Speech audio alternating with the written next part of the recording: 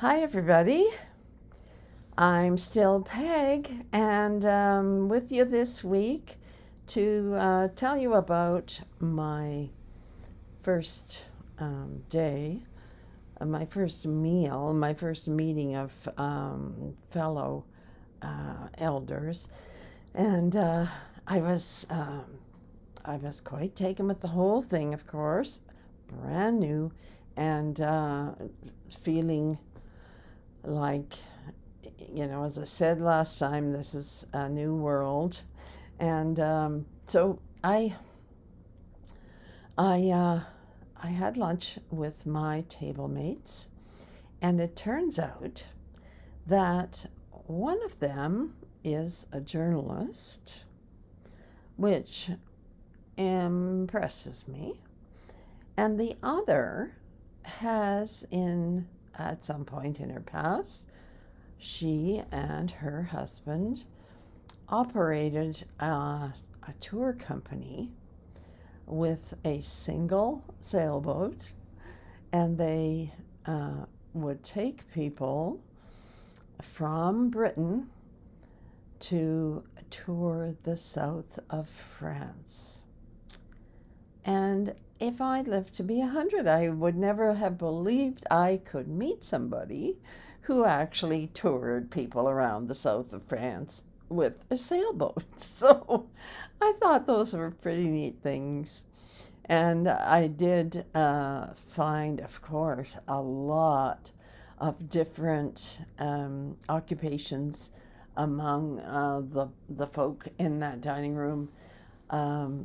Everything from construction to teacher, all kinds of entrepreneurs, artists, like just a little bit of everything. So it was interesting learning about who I was with. Um, Now, how that plays out as time goes on, um, you have no way of knowing. You have no way of knowing. You don't know how these people have grown up, how they have behaved in the workplace, whether or not they lost their husbands to disease or old age, or whether they are divorced. There's a whole lot one does not know, and those that you get to know better, you can eventually sort that out and decide whether this is a person you'd like to have as a friend or not. And just take your time and make no promises.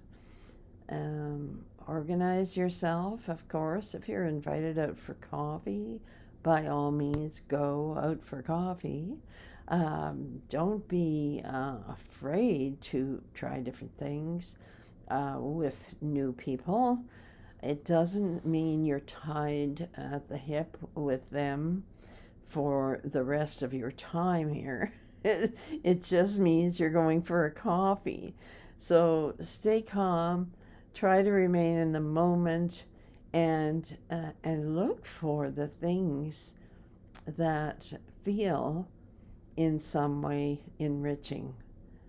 I'm always staggered by certain things people say. And, I have a friend who told me that every year he goes on one of these enormous treks in Europe.